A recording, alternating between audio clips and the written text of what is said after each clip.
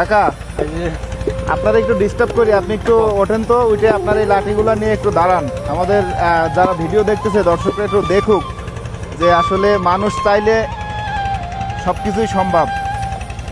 এই যে দেখেন কাকার এই একটা পা নাই, তারপরও এই রৌদ্রের ভিতরে পরিশ্রমের কাজ করতেছে। উনি হচ্ছে আমাদের কাকি। কাকি আপনি একটু ওঠেন, দেখেন স্বামী স্ত্রী দুইজন কাজ করতেছে।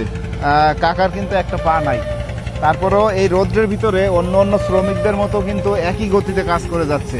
কাকা পা কি হয়েছিল মূলত সেটা একটু বলেন তো। অ্যাক্সিডেন্ট হয়েছিল?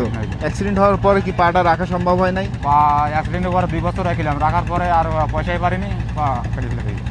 পরে কেটে বাদ দিয়েছেন? তা এখন ওই পা ভাঙার পরে কিংবা পা কেটে বাদ দেওয়ার পরে থেকে আপনি এই ইটভাটায় কাজ করতেছেন? পা ভাঙে যাওয়ার পরে থেকে 1 মাস পরে ইটভাটার কাজ করতেছি। একটু অন্য কিছু যদি কাজের ব্যবস্থা হয় তাহলে কি আপনার একটু সুবিধা হইতো না? সুবিধা মানে আলমসাদ হলে, একটা বড় ইঞ্জিনের গাড়ি হলে আমার কষ্ট কম হইতো, আর সুস্থভাবে চলতে পারতাম। যে আলম সাধু 3 চাকার যে গাড়িগুলা, ওই গাড়িগুলা হইলে মনে হয় আপনার মোটামুটি একটু এই পরিশ্রম থেকে একটু ইয়ে হইতো নাকি? এই লাঠি ভর দিয়ে এখান থেকে আসে, আবার এসে এই জায়গায় বসে কাজ করে, আবার এই লাঠি ভর দিয়ে কিন্তু ঘরে ফিরে যায়।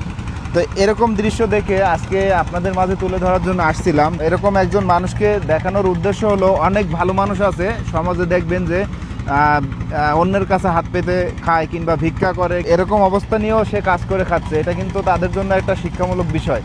কাকা আপনার কাজের অনেক ডিস্টার্ব করলাম, তো আমরা আসছিলাম যশোর থেকে। আপনার এই দৃশ্যটা দেখার পরে আমাদের যারা ফেসবুক দর্শক আছে তাদের একটু দেখানোর চেষ্টা করলাম।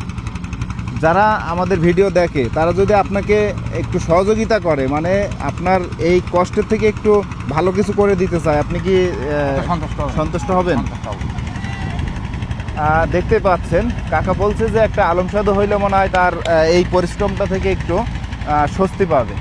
যাই হোক কাকা ভালো থাকেন। আর আসছিলাম যেহেতু আপনার এখানে, আপনার কাজেরও ডিস্টার্ব করলাম, আমি খুশি হয়ে কাকিকে 500 টাকা দিয়ে যাচ্ছি, এটা দিয়ে কিছু খাবেন, নেন। আমার জীবনে প্রথমেই নিলাম।